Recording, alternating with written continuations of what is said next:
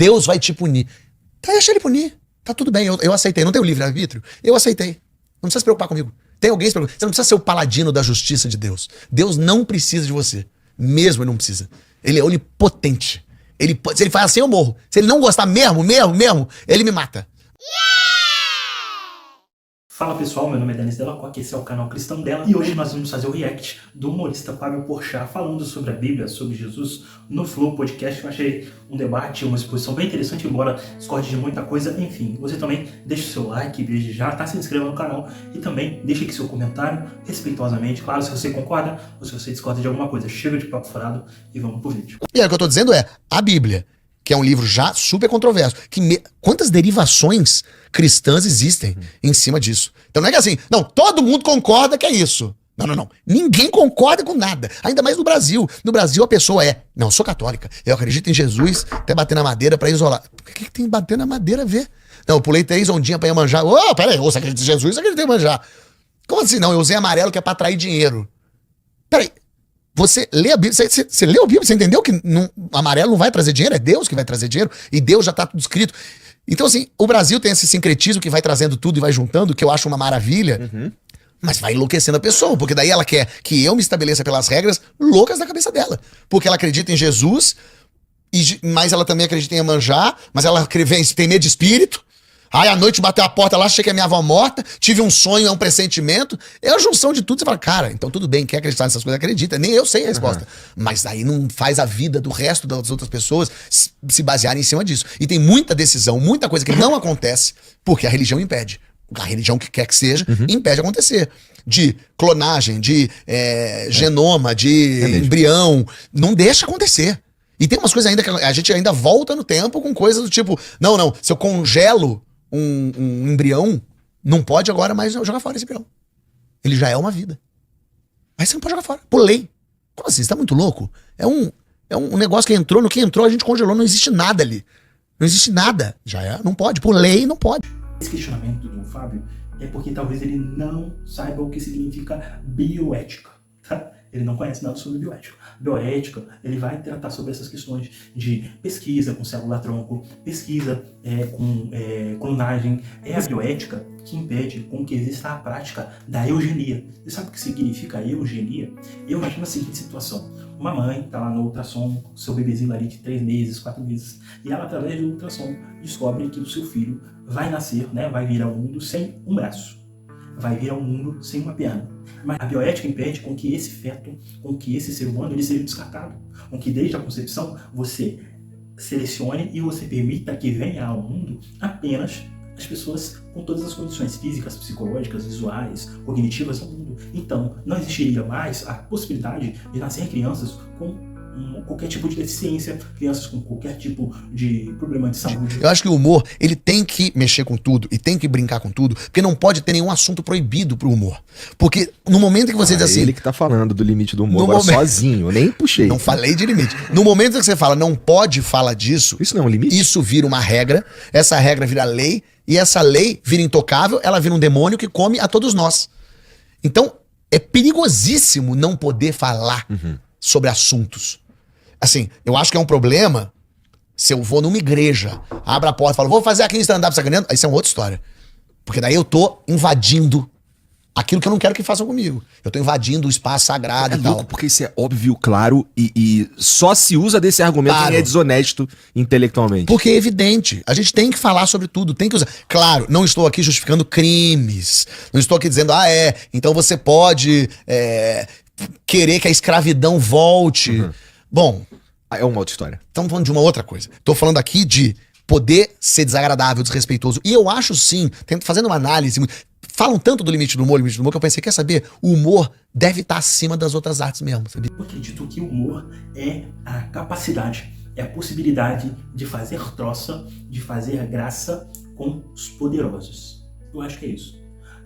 Quando a piada é feita para diminuir uma pessoa com deficiência, uma pessoa negra ou uma pessoa de outra etnia, cara, eu acho que isso não é piada, isso tá muito mais parecido com covardia. Mas quando você faz uma piada com um político, com um rei, com um presidente, com, sei lá, até mesmo o bispo, o pastor, cara, isso aí é do jogo, é da possibilidade, porque não são vulneráveis, sabe? Então, assim, faz muito mais sentido isso Pra mim, Mas as eu pessoas acho. quererem limitar. Eu acho. Porque é o humor que Eu acho. puxa a corda. Eu acho. A sociedade tá toda puxando aqui pra trás. Porque a sociedade, de uma geral, não é só brasileira. É mais conservadora. Conservadora. Por quê? Porque a gente quer com as coisas como estão. Não muda, não. Porque mudar é esquisito. Todo mundo, assim, de uma forma geral, surpresas e mudanças, transformações assustam. Super. É a arte que sugere coisa. E se acontecesse isso? Num filme, num quadro, num livro, numa dança. E se fosse assim? Aí a sociedade, eita, que isso? E aí a arte é a que vai puxando a sociedade pra cabeça dela e abrindo. E eu acho que a comédia é a que puxa mais. E quando a gente diz não pode, a gente tá dizendo nem fala sobre isso aí. Eu não quero que essa corda seja esticada. E é a função da arte e função da comédia puxar a corda. Eu vou puxar a corda. E puxar a corda no Brasil de hoje é também falar disso. Muita gente fala, por que você não vai falar do Islã? Por que você não fala de Alá? Apesar da gente já ter feito vários esquetes no Porta dos Fundos com burca, com terrorista árabe, gay, tem isso lá. Ninguém sabe o que é a Bíblia, que dirá o Corão. Então, não vou nem entrar nesse assunto. A gente vai rir daquilo que é a nossa realidade aqui. Talvez você Se eu não entendo as referências, como eu vou achar engraçado? Não existe, não tem lógica, não tem sentido. Muita gente, você é corajoso mesmo. Não sou corajoso, eu sou comediante, eu faço piada. Eu faço piada sobre vários assuntos, esse é um. Eu acabei virando corajoso porque jogaram uma bomba em mim. E aí me colocaram no posto de corajoso. Me colocaram, digo, Porta dos Fundos, né? No posto de corajoso, eles falam. Porque não, eu só quero falar sobre mais um assunto como eu sempre falo. Eu não peguei Cristo pra Cristo. Eu falo também de Cristo. Eu falo também de Deus. É isso, falando de todos os assuntos que transbordam aquilo ali. Então acho que isso que é o mais importante. É a gente entender que a gente tem que poder brincar. Porque se é o meu comentário que abala a sua fé, Porra. algo me diz que a sua fé não tá tão forte assim. Esse é o meu comentário que abala a sua sexualidade? Exatamente. Eu virei Isso viado pra que todos você os falou um dia. Não. Ou virei homem porque tu me tratou como tá ligado? O cara é gay. Então assim, também não é isso, manja? Totalmente. Eu sinto que as pessoas não têm convicção nenhuma naquilo que elas acreditam. Todo mundo morre de medo. Porque pensa, morrer, você vai pro céu. Se você vai viver uma vida boa, você vai pro céu, vida eterna, uma coisa maravilhosa. Então assim, por que você pede pra curar? Jesus, me cura, por favor. Eu acho tudo isso, esse conceito muito curioso. O conceito de Deus tudo sabe, Deus tudo pode, né? Deus é onipresente, onipotente, onisciente. Então, você não precisa pedir pra Deus, ele já sabe o que você quer. E nem adianta pedir, porque ele já sabe o que vai acontecer. Pra que você pede? Pra que você pede? Você acha que, digamos que seja esse Deus, de barba branca que tá sentado lá em cima, você acha que de 8 bilhões de pessoas que vivem no mundo, ele já tem um plano pra todas essas 8 bilhões, você, em Araraquara, falou, Deus, eu queria que você me curasse desse câncer. E ele fala, opa, peraí, o que a Neide tá falando ali, Araraquara? Pera um minuto, segura aqui, Gabriel, Miguel, vocês chegaram a prestar atenção na Neide que ela me passou. Eu cuidando de tanta coisa, não notei Neide. Não tem isso. Pensa comigo a seguinte situação. Hoje você perdeu, tá? O seu dedo mindinho da sua mão direita. Perdeu o dedinho mindinho, tá? Agora você é uma pessoa sem o dedinho mindinho da mão direita. Isso te impede de fazer muita coisa? Dedinho mindinho? Não, você ainda consegue pegar um lápis, ainda consegue pegar no copo, você só perdeu o seu dedo mindinho. De repente o governo, tá? O governo diz assim, olha, como você não tem o dedo mindinho, você tem direito a 10 mil reais todo mês na sua conta, só porque você é uma pessoa com deficiência e não tem o dedo mindinho. 10 mil reais. Tá. Passou um ano, você não precisou mais trabalhar. Com 10 mil reais, você já tem o seu carro, você já tem a sua casa, a sua esposa, o seu marido não precisam trabalhar, os seus filhos estão numa escola boa, graças a esses 10 mil reais que você adquiriu por não ter o dedo mindinho. Daqui a um ano, Jesus aparece para você. Tá? Olha a ideia. Jesus aparece e pergunta assim para você, Denis, fulana, você quer ser curado? Você quer ter o seu dedinho mindinho restaurado? Aí você pensa, pô, seria legal, né? Se como qualquer outra pessoa ia ter o dedo mindinho. Mas aí você lembra que se você voltar a ter o seu dedo mindinho, voltar a ter 10 dedos na mão, você vai ter que voltar a trabalhar e ganhar um salário mínimo. O que você escolheria? Você escolheria ser curado e ter o seu dedo de volta ou permanecer sem o seu dedo mindinho? Muita gente vai dizer assim, prefiro ficar sem o dedo mindinho e permanecer com os meus 10 mil reais. É por isso que nós oramos. É por isso que nós intercedemos. É por isso que nós pedimos um milagre. Não necessariamente para Deus ficar sabendo daquilo que nós precisamos, mas para que nós reconheçamos a grandeza de Deus e reafirmemos para nós mesmos aquilo que nós precisamos. A Bíblia também vai dizer que nós oramos, nós pedimos e nós não recebemos muitas das bênçãos e das dádivas de Deus porque nós pedimos mal, nós pedimos para satisfazer a nossa própria vaidade. Então, assim, pensou... Muitos milagres acontecem também para testemunho, para o crescimento da nossa fé e da fé do outro. Nós oramos por um milagre porque é um milagre, amigo. Se fosse possível, a gente deixava para os homens fazerem. Mas a gente só ora e pede a Deus por um milagre, realmente, uma pessoa que está com câncer terminal, uma pessoa que está com um parente nas drogas, enfiado no alcoolismo, na prostituição. A gente ora porque acredita que aquilo é só um milagre que tira aquela pessoa, que tira a gente daquela situação. Então nós oramos para isso. Entendeu o ponto? Entendeu a questão? Quando a pessoa fala, por que comigo, senhor? A pergunta é o contrário, por que não com você? O que você tem de tão especial que não poderia acontecer com você? A vida é terrível, a vida é um horror. Qual é a minha teoria? A minha teoria é que a gente tem, primeiro, medo da morte. Esse é o maior medo do ser humano. Sim. A gente tem medo da morte. O segundo maior medo é de injustiça. O que quer que seja injustiça na sua cabeça. O que é uma justiça meio geral? Pô, eu sou trabalhador, eu faço as minhas coisas, eu cuido da minha vida, eu não atrapalho a vida de ninguém, eu tô aqui labutando, acordando todo dia, às 5 da manhã, indo pro trabalho, voltando. E aí, você rouba o pessoal, vive no bem bom, passa a vida toda, vive até os 90, se dá benzão. Não, não pode. Aí alguém fala assim, mas calma, quando ele morrer, ele vai pro inferno. A justiça será feita. E você, que é uma pessoa séria, vai pro céu.